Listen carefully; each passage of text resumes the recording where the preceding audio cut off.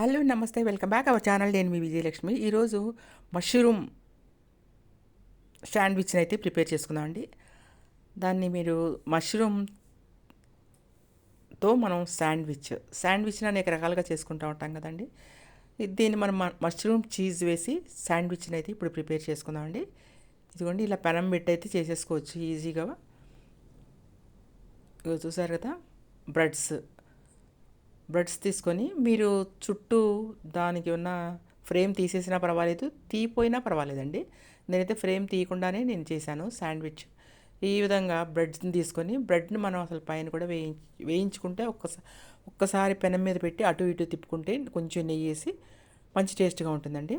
Bread sandwich ఏ విధంగా తయారు చేయాలి అనేది మనమైతే ఇప్పుడు చూసుకుందామండి. చీజ్ వేసి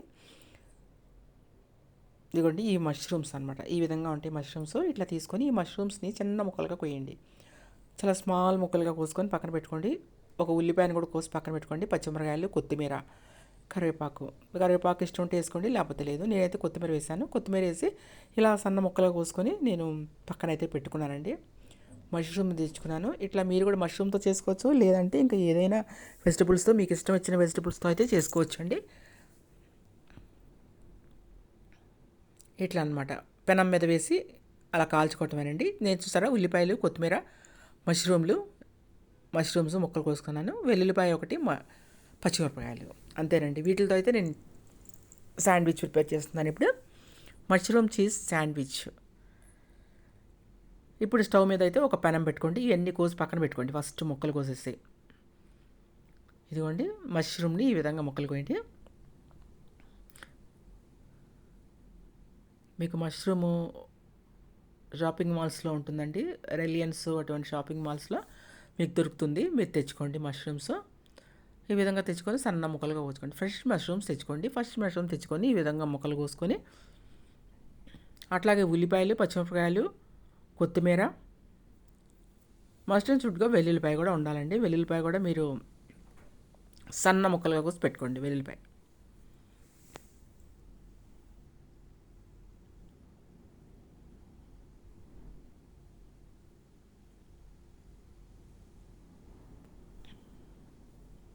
మష్రూమ్స్ అన్నీ కూడా ఈ విధంగా ముక్కలు కోసుకోండి.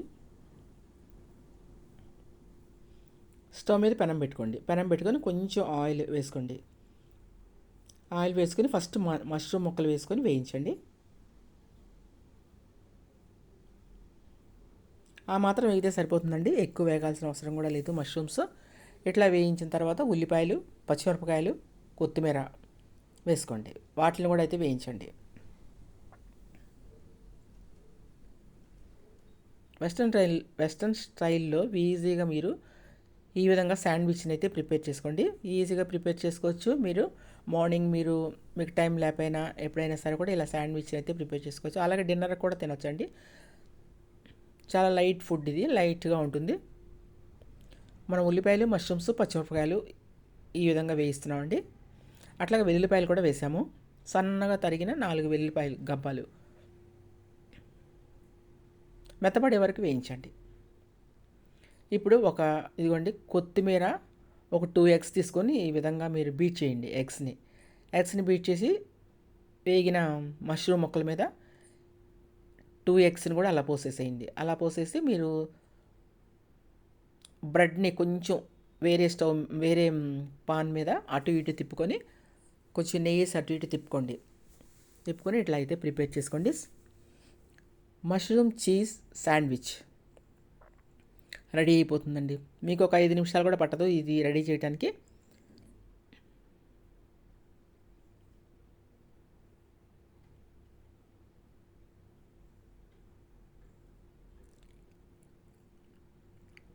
అంతేనండి, చూసారు కదా. ఇంకా దీంట్లో ఏం వేయాల్సిన లేదు. చీజ్ ఒక్కటి మీరు వేసుకోండి. పైన కూడా కొంచెం ఎగ్ అలా పోసుకుంటూ ఉండండి.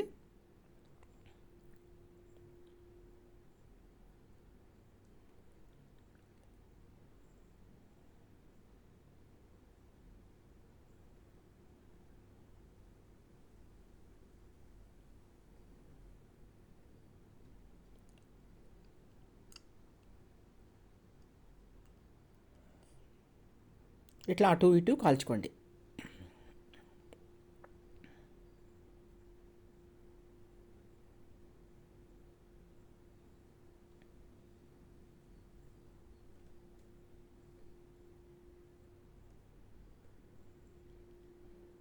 ఇప్పుడు చీజ్ ముక్కల్ని అలా బ్రెడ్ మీద పెట్టుకోండి.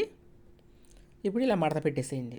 అంతేనండి, మష్రూమ్ చీజ్ శాండ్విచ్ రెడీ అయిపోయింది మీకు. పిల్లలు కూడా చాలా ఇష్టంగా తింటారండి, పెద్దలు కూడా చాలా ఇష్టంగా తింటారు. ఈ విధంగా అయితే శాండ్విచ్ని మీరు ప్రిపేర్ చేసుకోవచ్చు. దానికోసం మనం సపరేట్గా చేసుకోవాల్సిన అవసరం లేదు. ఇంట్లో దొరికే పాన్లోనే ఈ విధంగా మీరైతే శాండ్విచ్ని అయితే ప్రిపేర్ చేసుకోండి. మీకు నచ్చిందా? మీకు నచ్చితే ఈజీగా ఇలా చేసుకోండి. చక్కగా వెస్ట్రన్ స్టైల్లో మీరు మీ పిల్లలకి పెడితే పిల్లలు అయితే చాలా ఇష్టంగా తింటారండి. బాక్సుల్లో కూడా ఇది వేయచ్చు, స్కూల్ బాక్సుల్లో, లంచ్ బాక్స్లో.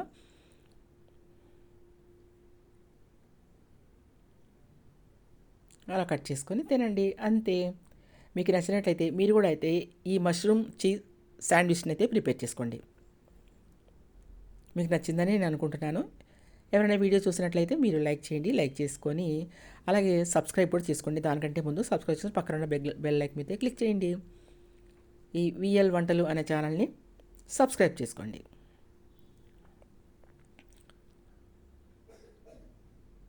అంతే, రెడీ అయిపోయిందండి. Ready to eat.